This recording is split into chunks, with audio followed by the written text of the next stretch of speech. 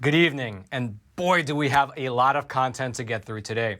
To start with, over in Arizona, Maricopa County officials have once again refused to comply with a subpoena. However, one of the top senators in the state, he just referred the case over to the Attorney General for possible criminal review. Meanwhile, over in New York City, Mayor Bill de Blasio, he announced yesterday that only vaccinated people will be allowed to go to restaurants, gyms, and performances. According to him, starting next month, if you're unvaccinated, you can just stay at home. Meanwhile, the Attorney General of New York, she just dropped this report right here, which officially concluded that Governor Andrew Cuomo engaged in sexual harassment against 11 different women. He's now facing serious calls to step down. And lastly, I had the opportunity to sit down and speak with Congressman Matt Gaetz in order to discuss the efforts which are currently underway to investigate the origins of this pandemic. Let's go through it all together.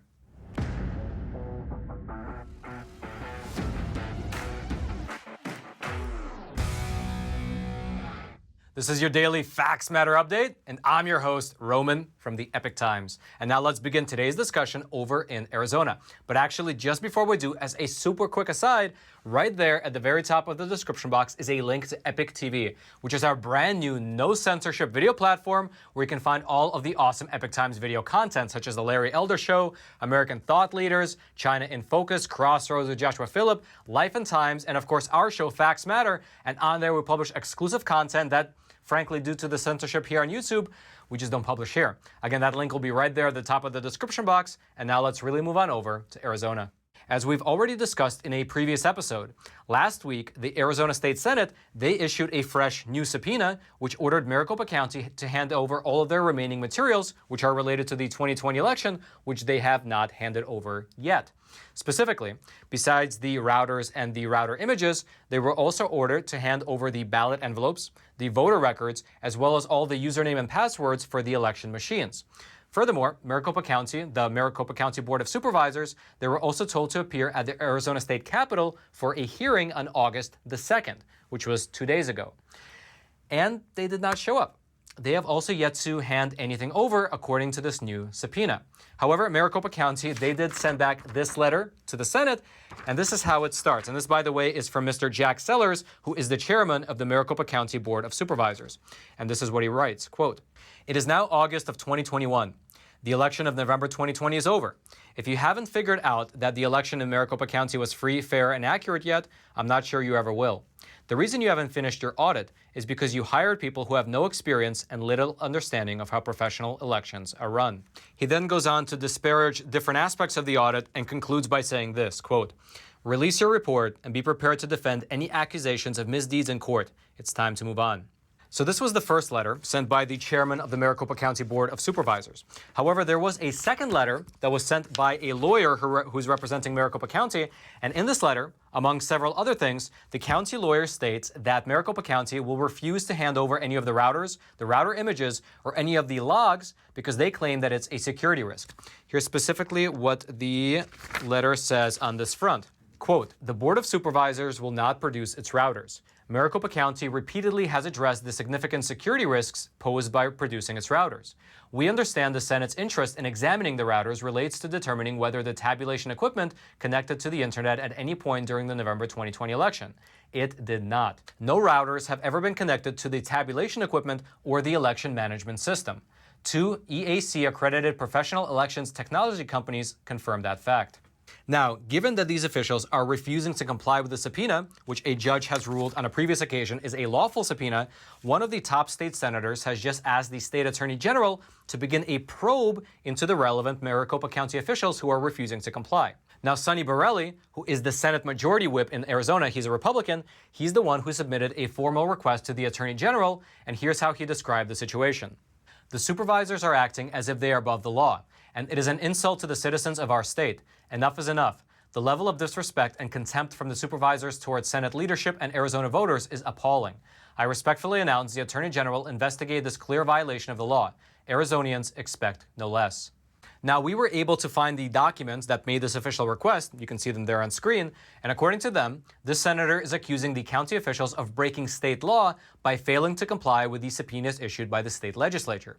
According to the request, the Attorney General was directed to make a written report of his findings within the next 30 days, and if he indeed finds that Maricopa County violated state law, then the county must either rectify their violation within 30 days from that ruling or face a loss of funding. Now, we here at the Epoch Times, we reached out to both the county as well as to the Office of the Attorney General for comment, but we have yet to hear back. However, I just wanted to mention and give you kind of a broad overview of what's happening. This move to refer the case over to the Attorney General is pretty much the only move that the State Senate could have actually made in this scenario. The other possibility would have been to have a vote on holding Maricopa County's Board of Supervisors in contempt for refusing to comply with the subpoenas. However, there is a Republican state senator who blocked that vote. And so now the only remedy available to the state Senate is to have the Attorney General come in and determine whether they are breaking state law by failing to comply with the subpoena. And then if they are, their funding can be cut. Now, Karen Fann, who is the Arizona Senate president, she described this new development very succinctly. That is progress, and the final audit report will be better because of it. Now, if you would like to go deeper into what is happening over in Arizona, I'll throw all the relevant links into the description box below this video, including the links to these two letters right here. They're pretty short, but they'll give you an overview of what's happening. Again, all those links will be down in the description box below this video. And now, before we move on over and discuss what's happening over in New York City, how a new vaccine passport system is being implemented, I would like to take a quick moment and introduce our sponsor for today's episode, and I'll do so from the sound booth. That's right. As you likely already know, YouTube has demonetized our channel. However, some awesome companies have stepped up to the plate, like today's sponsor, which is Patriot Supply, which is America's #1 provider of emergency food. And so if you believe that the whole system might fall apart someday, or if you foresee some kind of a crisis in the future here in America, then I would recommend that you prepare now. You can go on over to preparewithroman.com and order a 4-week emergency food kit from Patriot Supply, and you can save 25% off. So what they do is that they send you food kits, awesome food kits that include breakfast, lunch, dinner, drinks, and snacks, averaging 2,000 calories per day for 4 weeks. And these food kits last for years and give you the calories that you need pretty much at the time that you need it. So if you're going over to preparewithroman.com, you can claim your 4-week emergency food kit. You can save 25% off, and you can join the millions of American families who have bought from Patriot Supply. Now, Roman in the studio, back to you. And now let's move on over to New York City. Do you remember how a few weeks ago, we here on our program were discussing the possibility of vaccine passports being implemented here in America, and how that might create a two-tiered society with different rights and privileges for the vaccinated versus the unvaccinated? Well, those were the good old days, because there is nothing further to discuss. Just yesterday, New York became the first city in America which will set up a vaccine passport system. They will mandate that you show proof of vaccination in order to go to the restaurant, a gym, or a performance. Let me just repeat that. In order for you, a New Yorker, to go to a restaurant, a gym, or a performance here in the city, you will need to show proof that you have been vaccinated. And unlike similar schemes that were set up over in France or in Italy, here in New York, you cannot show a negative COVID test. That doesn't count. You're either vaccinated or you just don't enter. Now, in announcing his decision, Bill de Blasio, who is the mayor of New York, he's a Democrat, here's how he described his rationale. It's time for people to see vaccination as necessary to living a good and full and healthy life. It will require vaccination for workers and customers in indoor dining, in indoor fitness facilities, indoor entertainment facilities. The only way to patronize these businesses indoors is if you're vaccinated. If you want to participate in society fully, you've got to get vaccinated. In that same statement, Mayor Bill de Blasio then went on to dub his plan the Key to New York City Pass and said that it will be rolled out starting this month in August, and then the actual enforcement will begin next month in mid-September. And so, starting on September the 13th, entry to all of these type of establishments will be denied to anyone without vaccination. Now, thus far, it's not exactly clear whether this pass will extend to other venues as well, such as supermarkets or places that sell essential items. In fact, we here at the Epoch Times, we reached out to the mayor's office for clarification, but we have yet to hear back. Regardless, starting in September, residents here in New York City will have to present either their Excelsior Pass, which is New York City's digital vaccine passport, or they can show a physical vaccine card issued by the CDC. Now, for your reference, by the way, when similar measures were implemented in Europe, for instance, when the French Parliament passed its Health Pass law, thousands of people took to the streets in protest. There were also mass protests over in Italy, Greece, Switzerland, and Germany over similar COVID mandates as well. And so we'll just have to wait and see whether such protests also come here to New York City. And for your reference, by the way, according to data that was provided by city officials, about 66% of New Yorkers have been vaccinated, as of today at least. Now, what's interesting is that back in April, Nancy Pelosi herself made the case that the government cannot either enforce vaccinations and, due to privacy concerns, can't even ask an individual as to whether they've gotten the shot or not. Here's specifically what she said during a press briefing back in April when she was speaking about members of the House. Here's the thing. We cannot require someone to be vaccinated. That's just not what we can do. It is a matter of privacy to know who is or who isn't. I can't go to the Capitol physician and say, give me the names of people who aren't vaccinated so I can go encourage them to, or make it known to others to encourage them to be vaccinated. So we can't do that. And yet, interestingly enough, that appears to be exactly what the New York City government is doing, although they're taking a bit of a circuitous route. They are asking the businesses to check vaccination status rather than having the government itself do it. It's very interesting, and I'm looking forward to what will happen with the invariable lawsuits that will come from this new policy. Now, during a recent press briefing, Joe Biden was asked whether he thinks that other cities should follow in New York City's footsteps. And here's what he said. Do you think more cities and states should institute rules like that? I do. He then further clarified that while the federal government will not instate a vaccine passport, he encouraged private businesses to do so in its stead. And so, with federal backing like that, this New York City plan will likely be rolled out later this month, as expected. Now, if you'd like to read more about this vaccine mandate here in New York City, I'll throw the link to it in the description box below this video for you to check out, which, by the way, is that same little description box that is right below that like button that I hope you take a moment to smash, because honestly, it goes without saying that videos that are like this, talking openly, honestly, and transparently about what is happening in this world, are routinely censored or throttled by big tech giants like YouTube. However, when you smash that like button, it forces the YouTube algorithm to share these videos out to potentially thousands of more people, letting the truth be known far and wide. And now, since we're discussing what's happening in New York, let's move on over and talk about Andrew Cuomo. Just yesterday, Ms. Letitia James, who is the New York Attorney General, she announced the findings of her office's independent investigation into Andrew Cuomo. And according to her, Andrew Cuomo, who for your reference is the governor of New York, sexually harassed several women and retaliated against a former employee, violating both federal and state laws in the process. Here's part of what she said in her statement. The independent investigation has concluded that Governor Andrew Cuomo sexually harassed multiple women, and in doing so violated federal and state law. Then she went into detail about some of the specifics of her investigation's findings. Here's what she said. Specifically, the investigation found that Governor Andrew Cuomo sexually harassed current and former New York State employees by engaging in unwelcome and non-consensual touching and making numerous offensive comments of a suggestive and sexual nature that created a hostile work environment for women. She then went on to say that the governor engaged in unwanted groping, kissing, and hugging, as well as making inappropriate remarks of a sexual nature. The investigation also found that Cuomo harassed his own staff members, members of the public, and even a state trooper that was assigned to protect him. Now, after that press conference, the New York Attorney General's office, they released this report right here. It's pretty big. It's 165 pages, and it's the result of their 5-month-long independent investigation. And among other things, it includes interviews with over 170 witnesses, as well as a review of thousands of pages worth of documents. And then among several of the revelations that it includes, it says that one of Andrew Cuomo's aides, they actually admitted to fabricating his signature on a document that said that he completed a mandatory sexual harassment training.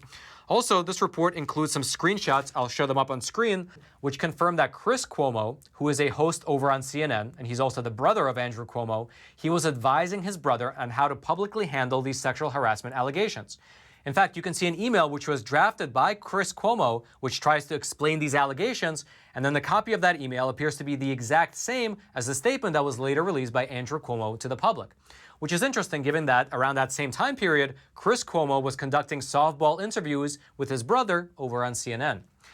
Now, to back up a little bit and to give you a bit of background on this whole affair with Andrew Cuomo, in case you don't know anything about it, earlier this year, around February or March of 2021, 11 women came forward and accused Andrew Cuomo of sexually harassing them. Andrew Cuomo, he denied the allegations and said this back in March. "I never harassed anyone. I never assaulted anyone. I never abused anyone. I'm not going to resign." Furthermore, back in March, when Andrew Cuomo was asked about certain details of these allegations, he either made blanket statements or he said that he just couldn't recollect. However, after 5 months of looking into it, the investigators behind this report, they wrote that what Andrew Cuomo said, and this is a quote, stood in stark contrast to the strength, specificity, and corroboration of the complainant's recollections, as well as the reports of many other individuals who offered observations and experiences of the governor's conduct. Now, after this report was released, Andrew Cuomo, he came out and he rejected the findings of this report. He rejected the calls to step down as governor, and he accused the investigators of being politically motivated. Andrew Cuomo also released his own competing report on these allegations, and he said this: "Please take the time to read the facts and decide for yourself. I never touched anyone inappropriately or made inappropriate sexual advances." And by the way, I'll throw both this report that was released by the Attorney General's office as well as the competing report released by Andrew Cuomo, I'll throw them both into the description box below this video so you can read them both and see which one you believe in. And so, what exactly happens now? Well, there are 3 possible paths ahead. The first is a criminal investigation, because although this report is damning, it actually doesn't go so far as to suggest prosecution. In fact, here's what a footnote in this report said. While concluding that the governor engaged in unlawful sexual harassment, we do not reach in this report a conclusion as to whether the conduct amounts to or should be the subject of criminal prosecution. However, just yesterday, a prosecutor here in New York revealed the fact that his office is conducting a criminal investigation into Andrew Cuomo. And so it might actually be the case that Andrew Cuomo might be charged for crimes in the near future. The second thing that might happen is that Cuomo might get impeached. And to that end, here's what Todd Kaminsky, he's a state senator in New York, he's a Democrat, here's what he said. Governor Cuomo should have resigned in March. He should resign now. If he does not, he should be impeached. If he is not, he should be defeated at the polls. Likewise, Carl Heastie, who is New York's Assembly Speaker, he said this after leaving a legislative meeting just yesterday. It is abundantly clear to me that the governor has lost the confidence of the Assembly Democratic majority and that he can no longer remain in office. Once we receive all relevant documents and evidence from the Attorney General, we will move expeditiously and look to conclude our impeachment investigation as quickly as possible. Now, according to New York's Constitution, impeachment of public officers is allowed for misconduct or possible corrupt behavior while they're in office. The way that it works in New York is very similar to the way that it works at the federal level. Basically, the state assembly would start the process by introducing an impeachment resolution. And then after they vote, if there is a simple 51% majority, then the resolution passes and the New York State Senate would hold an impeachment trial. Now, the third option is that Andrew Cuomo might just resign. He might just step down. Because even though he has rejected the calls for him to resign previously, those calls seem to be getting stronger, and not just here in New York, even at the federal level. For instance, Nancy Pelosi, Chuck Schumer, and Joe Biden, they have all called on him to step down. For instance, here's what Joe Biden said just yesterday. Are you now calling on him to resign? Yes. And so, with mounting pressure from all sides, let's see what ultimately happens to Andrew Cuomo in the coming days. Although, we know what won't happen to Andrew Cuomo, and that is, he will not be investigated by the FBI for ordering COVID patients to be sent to nursing homes. That's right, because while everyone is focusing on this large sexual harassment scandal, the Justice Department, they quietly killed the investigation into how Andrew Cuomo forced COVID patients into nursing homes and then hid all the documentation. In fact, here is how Steve Scalise, who is a ranking member of the House Subcommittee on the Coronavirus Crisis, here's how he described the FBI's decision. It is outrageous that the Department of Justice refuses to investigate the deadly must-admit orders issued by governors in New York, Pennsylvania, and Michigan that resulted in the deaths of thousands of senior citizens. Where is the justice for nursing home victims and their grieving families? These deadly orders contradicted the CDC's guidance and needlessly endangered the most vulnerable among us to the deadly COVID-19 virus. And so, you have the State Attorney General's office spend 5 months investigating sexual harassment allegations, which are of course important. However, at the same time, the Justice Department at the federal level, they choose to not investigate how New York underreported their nursing home deaths by 50%. Regardless, we did reach out to the office of Andrew Cuomo for comment on all the matters that we've discussed thus far, but we have yet to hear back. If you'd like to read more about what's happening here in New York in regards to Andrew Cuomo, I'll throw all those links into the description box below, including a link to this full PDF report that will be in the description box below, which again is that same little description box that's right below that like button, which I hope you take a quick moment to smash. And now let's talk about the origins of the coronavirus. You might remember that last year, House Republicans released a report titled Origins of COVID-19. Here it is up on screen. Well, 2 days ago, those same lawmakers released an addendum to their report. I have it right here. And according to this addendum, it concluded that the evidence is pointing to a leak from a Chinese lab as the source of the outbreak. Now, Michael McCall, who is a Republican from Texas, he sits on the House Foreign Affairs Committee. He's the one who actually released this updated report. Here's how he described the findings. As we continue to investigate the origins of the COVID-19 pandemic, I believe it's time to completely dismiss the wet market as the source of the outbreak. Instead, as the report lays out, a preponderance of the evidence proves that all roads lead to the Wuhan Institute of Virology. Now, this addendum to the original report cites multiple pieces of evidence in support of the conclusion that the virus leaked from a lab, including, for instance, actions which were taken by Chinese officials and scientists at the Wuhan Institute of Virology to hide or to cover up the type of research that they were actually conducting at the facility. The report also cites what it calls new and underreported information about the lax safety protocols over at the lab. In fact, here is specifically what it says on that front. Quote, the preponderance of evidence suggests SARS-CoV-2 was accidentally released from a Wuhan Institute of Virology laboratory sometime prior to September 12, 2019. The virus or the viral sequence that was genetically manipulated was likely collected in a cave in Yunnan Province, People's Republic of China, between 2012 and 2015. The report further says that researchers at the Wuhan lab, Chinese Communist Party officials, and potentially American citizens all, and this is a quote, directly engaged in efforts to obfuscate information related to the origins of the virus and to suppress public debate of a possible lab leak. Now, if you'd like to read this full report that was released by House Republicans, I'll throw a link to it in the description box below this video so you can check it out. However, since we're talking about House Republicans, I recently had a chance to sit down with Matt Gaetz, who is a congressman from Florida, and we discussed some of the mysteries surrounding Dr. Yan, who is the Chinese virologist who recently fled to America. Take a look. So let's switch gears a little bit and talk about the origins of the coronavirus, which luckily, in my opinion, because we've been looking into it for a while, we published that documentary last year even talking about the real possibility that it leaked from a lab.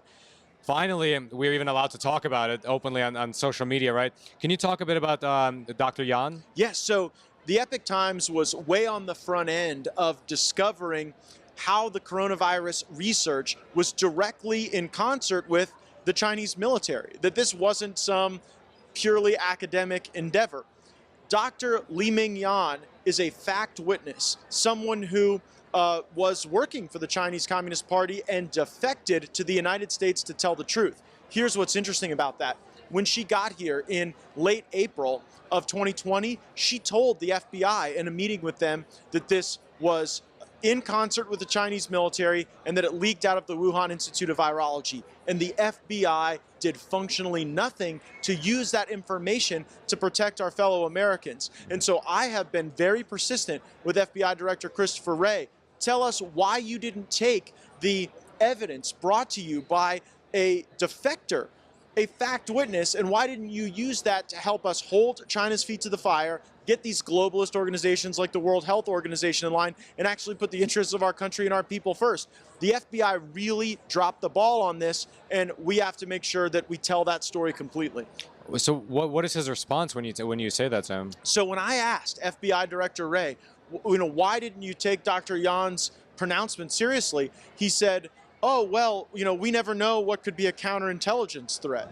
And that's kind of weird because I didn't ask him in committee about a counterintelligence threat. And what it showed is that when the FBI had a call to make about Dr. Li-Meng Yan, they blew the call. They thought that she was bringing misinformation. Why? Because of this very ecosystem we just discussed that we saw the pattern from in the Russia hoax. And that is that the investigative work is too often tied to the narratives that are being put out by the America Last media. And so because the media was critical of the view that the Chinese Communist Party was involved in the development of this vaccine at the Wuhan Institute of Virology, well, all of a sudden the FBI didn't run out every ground ball, they didn't follow every lead, and they did not protect Americans.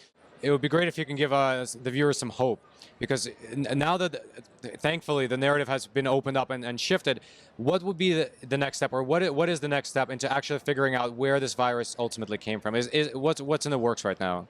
Well, right now we are in such a state of denial that I don't think we are pursuing every lead, because some people don't want the truth out there. Like, it's very hard to get people who are trying to cover their own failures to come out and tell the truth. And that's constantly where we have friction with the FBI on this particular subject. So the next deadline is a deadline I've set for Christopher Wray to give us answers regarding their failures with Dr. Yan and the collection of that intelligence by August 1st. And if we don't get that information, then we're going to have to call Christopher Wray back to the Judiciary Committee. Again, that's always a lot easier when the Republicans are in power.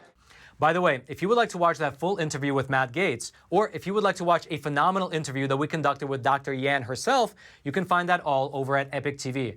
And if, in case you don't know, Epoch TV is our brand new, no censorship video platform where we put all of the awesome Epoch Times video programs like The Larry Elder Show, American Thought Leaders, China in Focus, Crossroads with Joshua Phillip, Life and Times, and on there is our show, Facts Matter. And once again, we publish episodes on there that are exclusive to Epoch TV because, frankly, the censorship here on YouTube is just too rampant. The link to Epoch TV will be right there at the top of the description box. I hope you click on it. I hope you check it out. I hope you check out all the awesome content related to the origins of COVID-19 that we published on there. And join us in this journey of exploring this beautiful world through honest journalism that's based in truth and tradition. Now, lastly, if you haven't already, smash that like button for the YouTube algorithm. Subscribe to this YouTube channel if you haven't already in order to get this type of honest news content delivered directly into your YouTube feed while YouTube still allows it. Also, if you're subscribed, hit that notification bell so you can be notified of all the new videos we publish as we publish them. Also, if you have an Instagram account, follow me at Epoch Times Roman. I post spicy memes as well as behind-the-scenes research. And then until next time, I'm your host, Roman from the Epoch Times. Stay informed and stay free.